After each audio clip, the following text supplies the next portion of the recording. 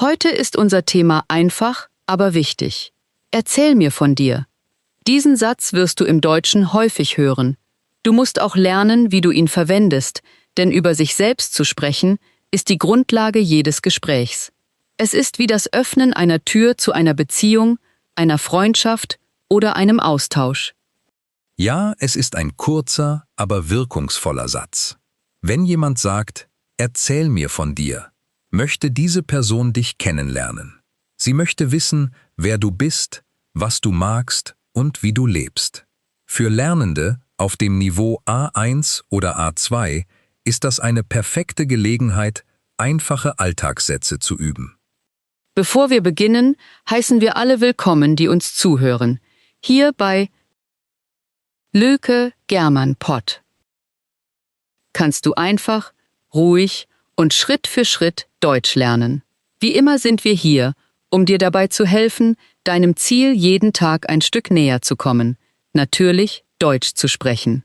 Also Heidi, wie würdest du antworten, wenn ich sage, erzähl mir von dir?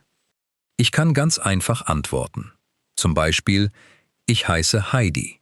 Ich komme aus Deutschland. Ich mag Musik, Kaffee und Spaziergänge. Ich arbeite viel, aber ich lerne gern neue Dinge. Das bedeutet, ich heiße Heidi. Ich komme aus Deutschland. Ich mag Musik, Kaffee und Spaziergänge. Ich arbeite viel, aber ich lerne gern neue Dinge. Du siehst, es ist einfach und klar, und wir bekommen bereits eine Vorstellung von der Person. Ja, und mir gefällt besonders, dass du kurze Sätze verwendest, denn kurze Sätze sind der beste Weg, um ein Gespräch zu beginnen. Viele Anfänger versuchen, lange Sätze zu bilden und kommen dann nicht weiter. Mit einfachen Sätzen wird alles leichter. Das Wichtigste ist, dass du nicht perfekt sein musst, wenn du über dich selbst sprichst. Du musst nur verständlich sein. Selbst wenn du einen kleinen Fehler machst, ist das kein ernstes Problem. Entscheidend ist, dass du den Mut hast, zu sprechen. Genau. Um auf Deutsch über dich selbst zu sprechen, gibt es einige wichtige Ausdrücke. Ich heiße, ich bin, Jahre alt, ich wohne in, ich komme aus, ich mag und ich mag nicht. Diese Ausdrücke sind wie Bausteine, mit denen du eine kurze persönliche Vorstellung aufbauen kannst. Ja, es sind einfache, aber sehr nützliche Bausteine und du kannst sie auf unterschiedliche Weise miteinander verbinden. Zum Beispiel, ich heiße Otto, ich bin 26 Jahre alt, ich wohne in Berlin, ich koche gern, ich mag die Kälte nicht. Das bedeutet, ich heiße Otto, ich bin 26 Jahre alt, ich wohne in Berlin, ich koche gern, ich mag die Kälte nicht. Eine solche Vorstellung eignet sich perfekt, um ein Gespräch zu beginnen, unabhängig davon, ob du mit einem Freund, einem Lehrer, einem Kollegen oder einer Person sprichst, die du auf einer Reise kennenlernst. Um das Gespräch interessanter zu machen, kannst du ein kleines persönliches Detail hinzufügen. Zum Beispiel, ich liebe Tiere oder ich interessiere mich sehr für Fotografie. Solche Details schaffen eine menschliche Verbindung. Ja, und sie geben der anderen Person auch etwas, womit sie das Gespräch fortsetzen kann. Zum Beispiel, ach, du interessierst dich für Fotografie? Ich auch. Welche Fotos machst du? So beginnen Gespräche. Über sich selbst zu sprechen, ist außerdem eine Möglichkeit, sich selbst besser kennenzulernen. Und es ist eine ausgezeichnete Übung, um jeden Tag Deutsch zu lernen. Nachdem wir nun darüber gesprochen haben, warum es wichtig ist, über sich selbst zu sprechen, können wir uns einige unverzichtbare Ausdrücke genauer ansehen. Das sind Sätze, die jeder Anfänger problemlos verwenden kann und mit denen sich eine vollständige persönliche Vorstellung erstellen lässt. Ja, die erste Kategorie ist die Identität. Zum Beispiel, ich heiße, ich bin und ich komme aus. Das sind kurze Sätze, aber sie vermitteln sofort wichtige Informationen. Zum Beispiel, ich bin Student, ich bin Krankenpflegerin oder ich bin sportlich. Diese einfachen Sätze erklären deine Situation, deinen Beruf oder deinen Lebensstil. Als nächstes kommt das Alter. Viele Anfänger machen einen Fehler und sagen, ich habe 20 Jahre. Das ist im Standarddeutschen nicht richtig. Im Deutschen verwendet man das Verb sein. Man sagt, ich bin 20 Jahre alt. Das ist sehr wichtig. Ja, das ist einer der ersten Fehler, die Anfänger machen. Wiederholen wir gemeinsam: Ich bin 20 Jahre alt, ich bin 30 Jahre alt, ich bin 18 Jahre alt. Sehr gut. An diesem Punkt kannst du bereits deinen Namen, dein Alter und deinen Herkunftsort nennen. Das ist ein großer Teil einer persönlichen Vorstellung. Als nächstes kannst du darüber sprechen, wo du wohnst. Das ist nicht kompliziert.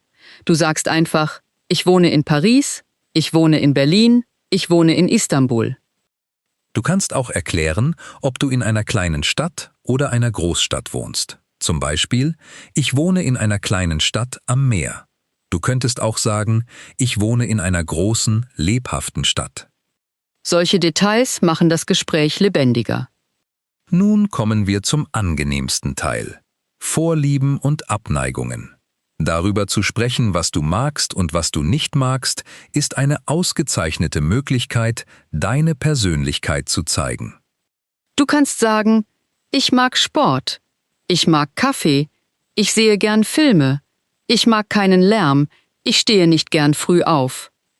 Du kannst auch kleine Details hinzufügen. Zum Beispiel, ich reise sehr gern oder ich hasse die Kälte. Auch das sind sehr einfache Sätze, aber sie eröffnen viele Möglichkeiten für ein Gespräch. Wenn jemand sagt: Erzähl mir von dir, musst du nicht alles erzählen. Du kannst über deinen Beruf, dein Hobby, deine Familie oder deine Persönlichkeit sprechen. Du entscheidest, was du mitteilen möchtest. Um den Lernenden zu helfen, folgt hier eine sehr einfache persönliche Vorstellung, die du übernehmen kannst. Ich heiße Heidi. Ich bin 28 Jahre alt. Ich wohne in Hamburg. Ich mag das Meer, Musik und Spaziergänge. Ich mag die Kälte nicht. Ich bin ruhig und positiv. Sieh dir an, wie einfach das ist. Es gibt keine schwierigen Sätze und keine komplizierten Wörter. Jeder kann das schaffen, sogar auf dem Niveau A1 oder A2. Das Ziel besteht nicht darin, perfekt zu sein. Das Ziel besteht darin, kurze, klare und natürliche Sätze zu bilden. Wenn dich jemand versteht, hast du dein Ziel erreicht. Jetzt gehen wir noch ein wenig weiter. Wenn jemand sagt: Erzähl mir von dir, möchte die Person nicht nur deinen Namen und dein Alter erfahren. Sie möchte wissen, wer du bist. Dafür können wir einige sehr einfache Adjektive verwenden. Ja, Adjektive sind äußerst wichtig. Und die gute Nachricht ist, dass viele von ihnen sehr einfach sind. Zum Beispiel, ich bin ruhig, ich bin aktiv, ich bin kontaktfreudig, ich bin schüchtern. Das sind kurze Ausdrücke, die sich perfekt für Anfänger eignen. Im Deutschen gibt es außerdem einen wichtigen Vorteil: Wenn ein Adjektiv nach dem Verb sein steht, verändert es sich nicht entsprechend dem Geschlecht der Person. Ein Mann kann sagen: Ich bin aktiv, und eine Frau kann ebenfalls sagen: Ich bin aktiv. Genau. Du kannst auch ich bin sportlich sagen, unabhängig davon, ob du männlich oder weiblich bist. Prädikative Adjektive nach sein behalten normalerweise dieselbe Form. Dadurch lassen sie sich leichter in einer persönlichen Vorstellung verwenden. Es gibt außerdem Adjektive, die deinen Lebensstil oder deinen Charakter beschreiben. Zum Beispiel: Ich bin organisiert, ich bin kreativ, ich bin optimistisch. Das sind positive Adjektive, die einfach zu verwenden und bei einer Vorstellung sehr hilfreich sind. Sprechen wir jetzt über den Alltag.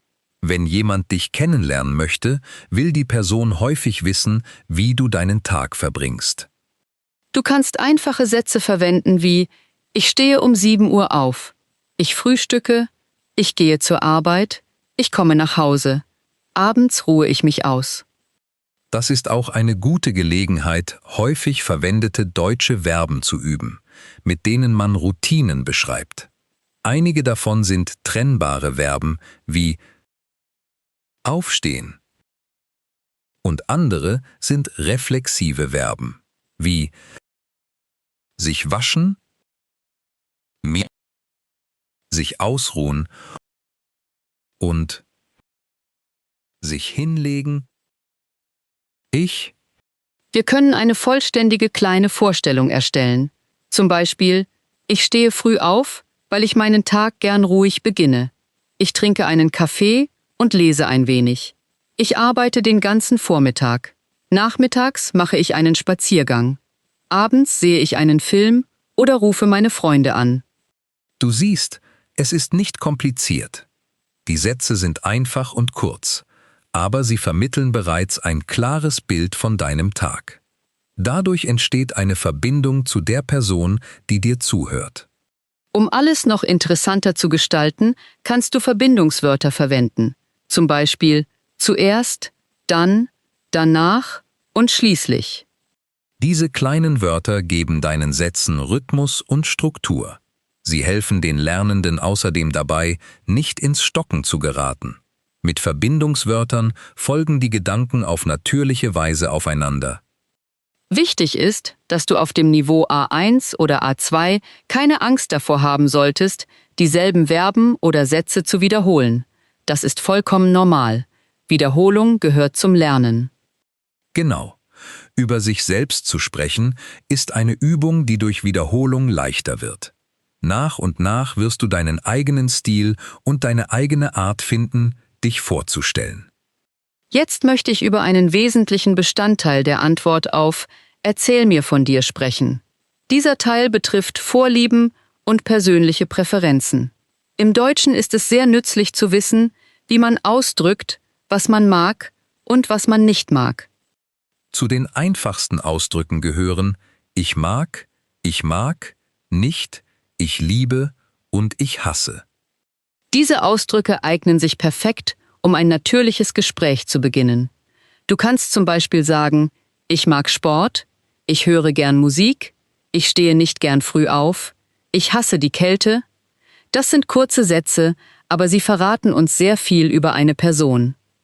Ein wichtiger Punkt ist, dass man im Deutschen bei Aktivitäten häufig gern verwendet.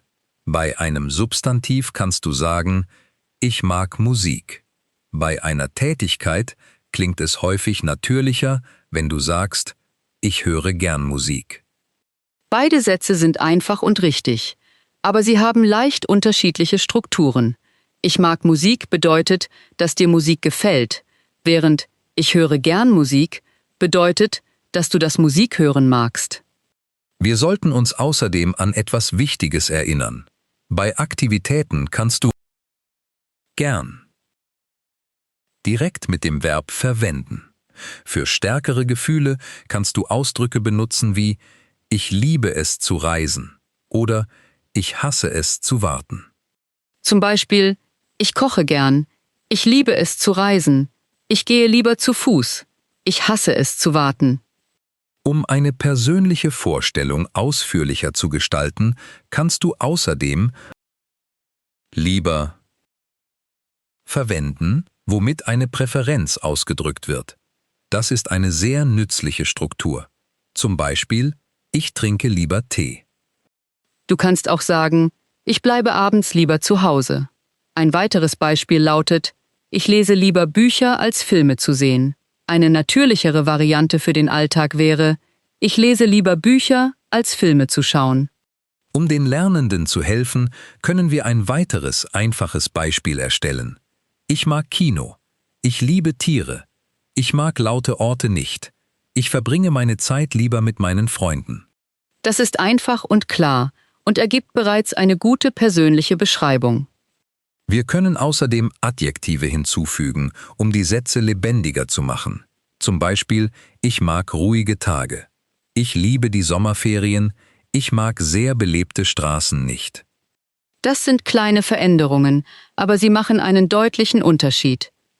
Wenn du jemanden nach seinen Vorlieben fragen möchtest, kannst du Fragen verwenden wie was magst du nicht und was hast du lieber? Diese Fragen sind kurz, leicht verständlich und perfekt für Anfänger. Sie ermöglichen es dir, ein Gespräch ohne Stress fortzusetzen. Zum Beispiel, Reist du gern? Magst du lieber das Meer oder die Berge? Kochst du gern?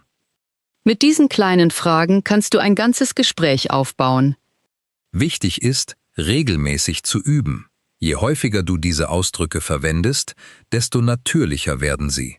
Lernende können zu Hause sogar eine Liste mit Dingen erstellen, die sie mögen, und Dingen, die sie nicht mögen. Genau.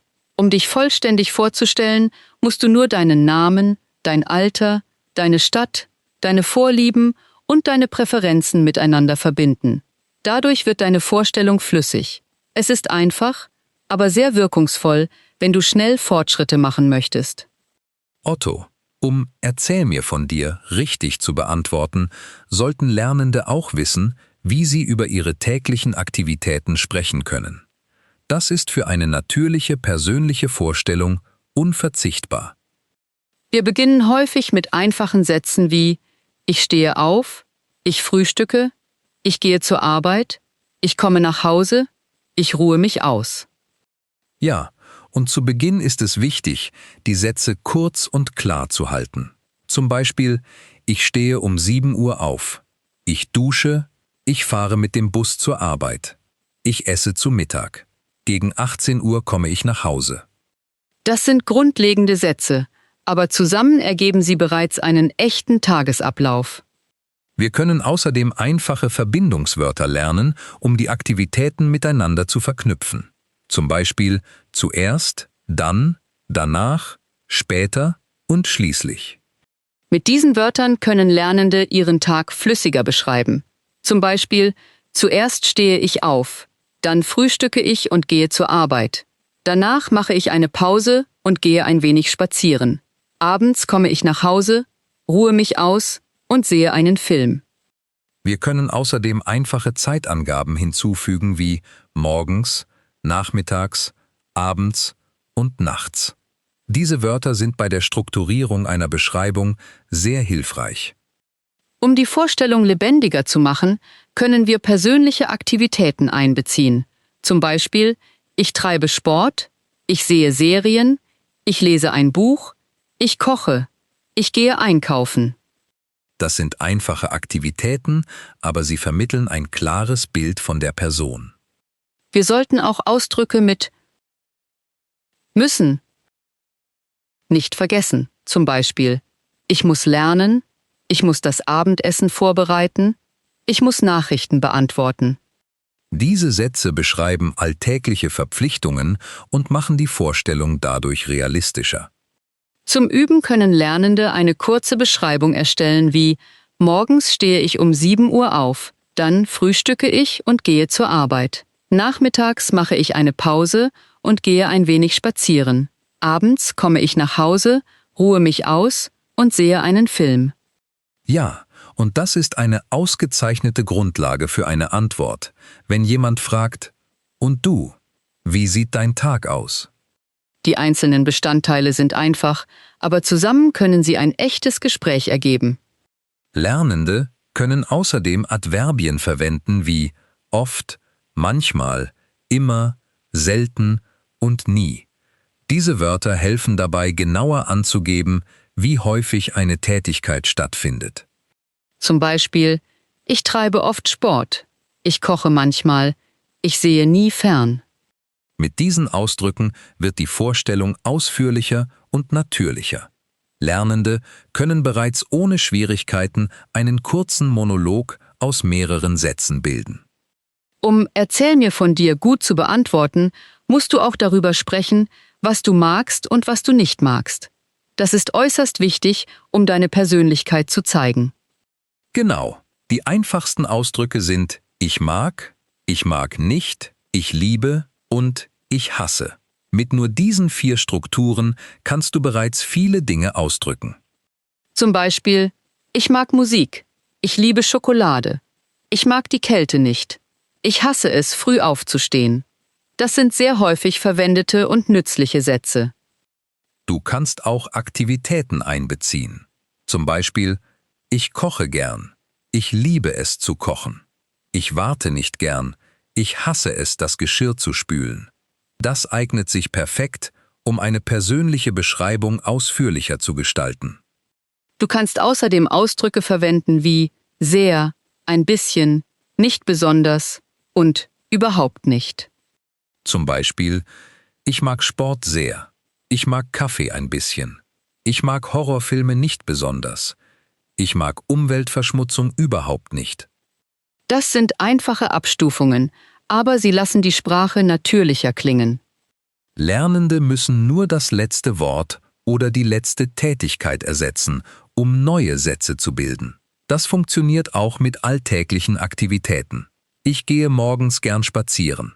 Ich spreche gern mit meinen Freunden. Ich arbeite am Wochenende nicht gern. Ich hasse es, mein Zimmer aufzuräumen. Wir können auch über persönlichere Vorlieben sprechen. Zum Beispiel, ich mag das Meer, ich mag die Berge, ich mag Katzen lieber, ich mag Hunde lieber. Das Wort lieber ist sehr nützlich, weil du damit Dinge miteinander vergleichen kannst. Zum Beispiel, ich trinke lieber Tee als Kaffee. Ich mag den Abend lieber als den Morgen. Ich höre lieber Popmusik als klassische Musik. Diese Sätze lassen sich leicht bilden und sind im Alltag sehr praktisch. Wenn jemand fragt, was sind deine Hobbys, kannst du einfach antworten, ich lese gern, ich treibe gern Sport, ich gehe gern mit meinen Freunden aus, ich lerne gern neue Sprachen. Eine gute Übung für Lernende besteht darin, eine kurze Liste mit 5 Dingen zu erstellen, die sie mögen, und 5 Dingen, die sie nicht mögen. Das hilft ihnen dabei, sich Vokabeln einzuprägen und natürlicher zu sprechen. Sie können sogar längere Sätze verwenden wie ich mag das Wochenende, weil ich viel Freizeit habe. Ich mag Montag nicht, weil ich immer müde bin. Das ist einfach, liefert aber mehr Einzelheiten. Mit all diesen Ausdrücken kannst du bereits ein echtes Gespräch führen, sogar auf dem Anfängerniveau. Dadurch wird deine persönliche Vorstellung lebendiger, authentischer und angenehmer anzuhören. Heidi, um eine persönliche Vorstellung zu vervollständigen, ist es sehr hilfreich, über den eigenen Tagesablauf zu sprechen. Es ist ein einfaches Thema, aber für jeden Lernenden unverzichtbar.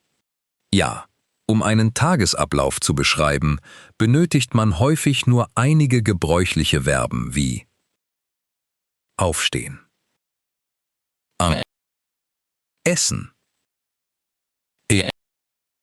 arbeiten, an, lernen, nach Hause kommen und ins Bett gehen. Mit diesen Verben kannst du einen ganzen Tag beschreiben. Du kannst zum Beispiel sagen, ich stehe um 7 Uhr auf, ich frühstücke, ich gehe zur Arbeit, ich esse um 12 Uhr zu Mittag, ich komme nach Hause, um 23 Uhr gehe ich ins Bett. Das sind einfache Sätze, aber sie eignen sich perfekt, um über den Alltag zu sprechen. Um weitere Details hinzuzufügen, können wir zusätzliche Informationen einbeziehen. Zum Beispiel, ich stehe jeden Tag um 7 Uhr auf. Ich frühstücke mit meiner Familie. Ich fahre mit dem Bus zur Arbeit. Ich esse mit meinen Kollegen zu Mittag. Gegen 18 Uhr komme ich nach Hause. Wir können außerdem sehr hilfreiche Zeitangaben verwenden. Morgens trinke ich einen Kaffee.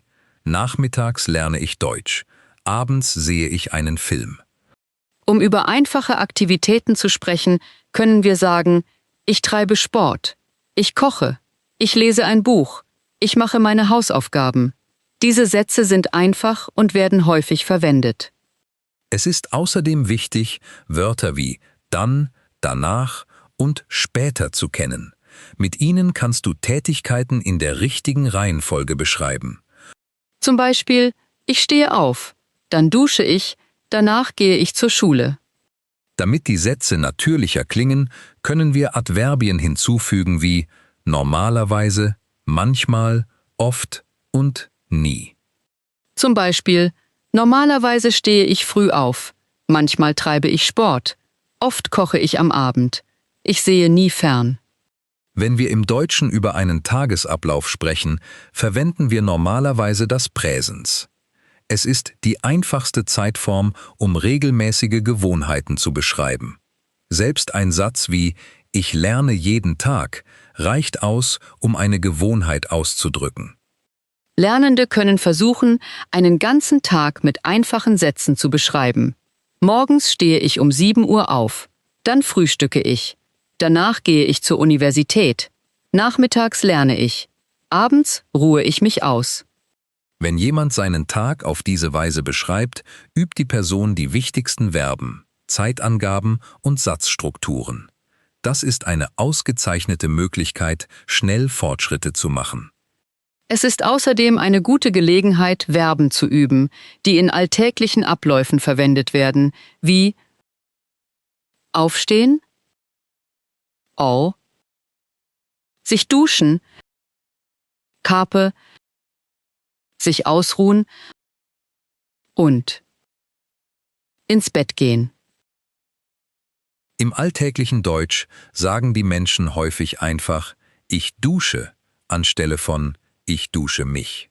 Beide Strukturen können verstanden werden, aber „Ich dusche“ klingt in den meisten gewöhnlichen Situationen natürlicher.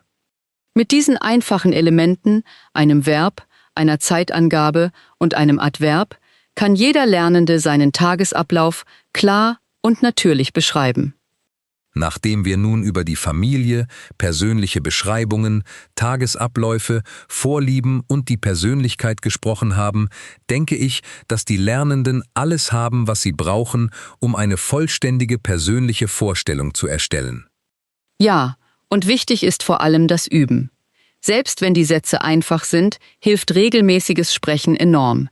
Wiederholen, umformulieren und das Erfinden von Situationen können dir dabei helfen, schnell Fortschritte zu machen. Wer üben möchte, kann zum Beispiel mit einem Muster beginnen. Ich heiße, ich wohne in, ich bin, ich mag, in meiner Familie gibt es, morgens, abends. Mit dieser sehr einfachen Struktur kannst du bereits einen soliden und natürlichen Text erstellen. Vor allem solltest du versuchen zu sprechen, ohne jedes Wort im Kopf zu übersetzen. Verwende die Wörter so, wie sie dir einfallen, selbst wenn sie nicht perfekt sind. Deutsch muss nicht kompliziert sein, um richtig zu sein. Ein Satz wie „Ich habe eine kleine Schwester und sie ist nett“ reicht bereits aus. Genau. Viele Lernende glauben, sie müssten lange und schwierige Sätze bilden, aber das stimmt nicht. Das Wichtigste ist, klar und natürlich zu kommunizieren. Um noch schneller Fortschritte zu machen, kannst du einige kleine Techniken anwenden. Du kannst vor einem Spiegel sprechen, deinen Tag laut beschreiben, Sätze wiederholen, die du im Podcast hörst, oder jeden Tag 3 Sätze schreiben. Vor allem solltest du keine Angst davor haben, Fehler zu machen. Fehler gehören zum Lernen. Selbst deutsche Muttersprachler machen manchmal Fehler. Das ist normal. Das wichtigste Ziel besteht darin, dich vorstellen, deine Familie beschreiben, deine Gewohnheiten erklären und über deine Vorlieben und Abneigungen sprechen zu können. Wenn Lernende diese Dinge beherrschen, haben sie bereits einen großen Schritt in Richtung eines echten Gesprächs gemacht. Allen, die uns zuhören, möchte ich Folgendes sagen. Du kannst Deutsch sprechen. Du hast bereits alles, was du brauchst. Du musst nur jeden Tag ein wenig weiter üben. Ja, selbst 5 Minuten am Tag können alles verändern. Deutsch zu lernen ist kein Wettlauf. Es ist eine Reise und jeder Schritt zählt. Bevor wir zum Ende kommen, möchte ich alle dazu einladen, mitzumachen. Schreibt uns in die Kommentare. Wer bist du? Wo wohnst du? Mit wem wohnst du? Wie ist deine Familie? Auf Deutsch kannst du antworten: Wer bist du? Wo wohnst du? Mit wem wohnst du? Wie ist deine Familie? Wir würden uns sehr freuen, eure Antworten zu lesen. Schreibt einige Sätze in die Kommentare. Selbst wenn sie sehr einfach sind, eignen sie sich perfekt für den Anfang und wir werden sie mit Freude lesen. Vielen Dank, dass du dir diesen Podcast angehört hast. Lerne weiterhin mit Motivation und Selbstvertrauen. Komm zu unseren nächsten Folgen zurück. Hierbei Like German Pod. Sind wir jeden Tag für dich da.